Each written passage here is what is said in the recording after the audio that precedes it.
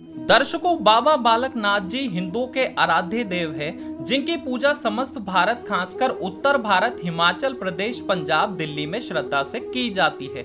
इनके पूजनीय स्थल को दियोट सिद्ध के नाम से जाना जाता है, जो कि हिमाचल प्रदेश के हमीरपुर में स्थित है। ऐसी मान्यता है कि बाबा जी का जन्म सभी युगों में हुआ, जैसे कि सतयुग, त्रेता युग, द्वापर और कलयुग, और हर एक युग में उनको अलग अलग नामों से जाना गया। जैसे सतयुग में स्कंद, त्रेता युग में कौल, द्वापर युग में महाकौल के नाम से जाने गए। मित्रों, माना तो यह भी जाता है कि बाबा बालकनाथ शिव पुत्र कार्तिकेय के अवतार है। मित्रों, इस वीडियो में हम आपको बाबा बालकनाथ की संपूर्ण जीवन परिचय देंगे, तो बनिए रहेगा वीडियो में अंत तक। नमस्कार मित्रों, आप देख रहे हैं दिव्य अमृत, क्योंकि दिव्य अमृत में ही है वो अमृत जो आपको मुक्ति दिलाएगा। मित्रों, अपने हर अवतार में बाबा बालकनाथ जी ने शिव की अटूट भक्ति की एवं शिव कृपा से उन्होंने गरीबों व निसहायों की सहायता करके उनके दुख, दर्द और तकलीफों का नाश किया।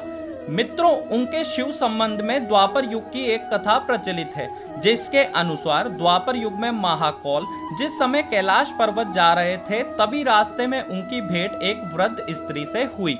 उसने बाबा जी से गंतव्य में जाने का अभिप्राय पूछा।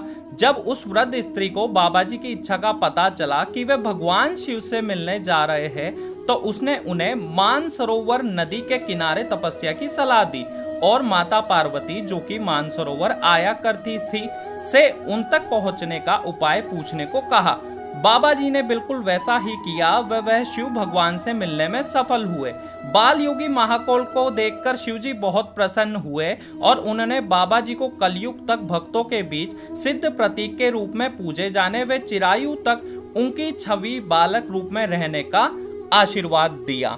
मित्रों, बाबा बालकनाथ का संबंध शिव पार्वती की अमर कथा से भी मिलता है, जिसके अनुसार जब शिव जी पार्वती जी को अमर कथा सुना रहे थे, तो पार्वती जी सो गई। वह एक शुक अर्थात तोता कथा को सुनता रहा।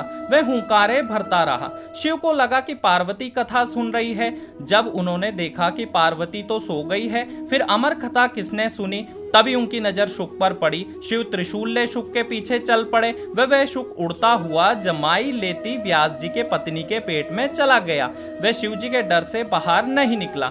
तब उस शुक ने शिव से अभय वरदान मांगा। वह कहा कि जिस समय मैं बाहर निकलूं, उस समय जो भी जन्म ले वह भी अमर व सभी ज्ञानों से परिपूर्ण हो। जिस समय शुक ने जन्म लिया, उसी समय जिन बालकों ने जन्म लिया वह नवनाथ व 84 सिद्ध कहलाए। उन्हीं नाथों में से एक है बाबा बालकनाथ। मित्रों, कलयुग में बाबा बालकनाथ जी ने गुजरात के काठियाबाद में जन्म लिया, जहां उनका नाम देव रखा गया।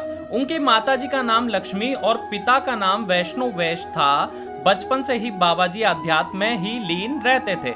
इसे देख उनके माता पिता ने उनके विवाह का निश्चय किया, परंतु बाबा जी उनके प्रस्ताव को अस्वीकार कर घर परिवार छोड़ चले गए। और एक दिन जूनागढ़ की गिरनार पहाड़ी में उनकी मुलाकात स्वामी दत्तात्रेय जी से हुई।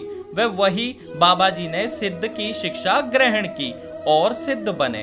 तभी से उन्हें बाबा बालकनाथ जी कहा जाने लगा। कहा जाता है कि हिमाचल में एक महिला जिसका नाम रत्नो था ने बाबा जी को अपनी गायों की रखवाली के लिए रखा था, जिसके बदले में वह बाबा जी को रोटी व लस्सी दिया करती थी। बाबा जी तपस्या में इतने लीन रहते थे कि उन्हें रत्नों की दी हुई लस्सी व रोटी का ध्यान ही नहीं रहता था। एक बार गायों ने ग्राम वासियों की फसलें खराब कर दी। तब रत्नों ने बाबा जी को कहा कि मैं तुम्हारे खाने पीने का ध्यान रखती हूँ, जबकि तुम गायों का ख्याल सही से नहीं रखते। रत्नों का इतना कहना था कि बाबा जी ने पेड़ के तने से रोटी और जमीन से लस्सी प्रकट कर दी और कहा कि ले माई तेरे 12 सालों की रोटी और लस्सी। उधर ग्रामवासियों की उजड़ी फसलें वापस सही हो लहलाने लगी। तब बाबा जी वहां से चले गए। वे सारी उम्र ब्रह्मचर्य का पालन करते हुए एक प्राकृतिक गुफा में अंतर्ध्यान हो गए, जहां आज भी इनकी प्रतिमा स्थापित है। ब्रह्मचारी होने के कारण महिलाओं का प्रवेश गुफा में वर्जित है। महिलाएं गुफा के सामने मन से दर्शन करती है।